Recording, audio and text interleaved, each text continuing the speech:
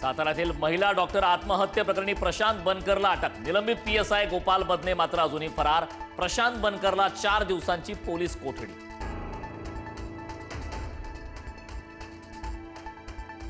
फलटणमधल्या महिला डॉक्टर आत्महत्या प्रकरणाला नवं वळण। मृत महिला डॉक्टरने प्रशांत बनकरला लग्नाची मागणी घातली होती, पण त्याने लग्नाला नकार दिला। आरोपी प्रशांत बनकरच्या बहिणीचा दावा। निलंबित पीएसआय गोपाल बदनेंचा पंढरपुरात शोध सुरू। बदनेंचं शेवटचं लोकेशन पंढरपूरमधलं असल्याची माहिती। पंढरपुरातल्या प्रमुख मार्गावरच्या सीसीटीव्ही फुटेजच्या आधारे शोध सुरू।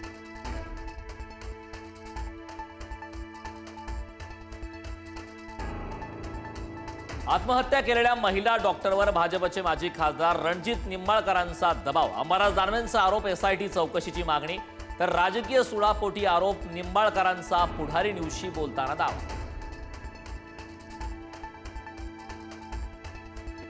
हिवरे नावाची कोणीही व्यक्ती पीए म्हणून नव्हती, खासदार महोदयांना खुलासा केलाय असं त्या महिलेनं म्हटलंय। तेवढ्या एका वाक्यावरून खासदारांनी दबाव आणला असे आरोप केले जात आहेत। रणजित सिंह निंबाळकरांचं स्पष्टीकरण। पुण्यात जैन समुदायाचा मुरलीधर मोहोळ यांना घेराव। जैन बोर्डिंगच्या जागेचा व्यवहार रद्द करण्यासाठी घोषणाबाजी। व्यवहार रद्द करण्याची जैन मुनींचीही मोहोळांना सूचना।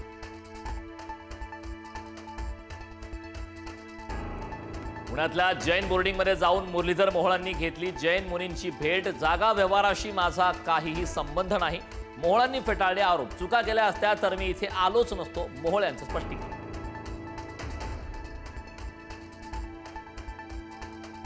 महायुतीत मिठाचा खडा पडू नये, महायुती जपली पाहिजे। मोहोळ यांच्यावरील आरोप प्रकरणानंतर एकनाथ शिंदेंचा रवींद्र धंगेकरांना निरोप।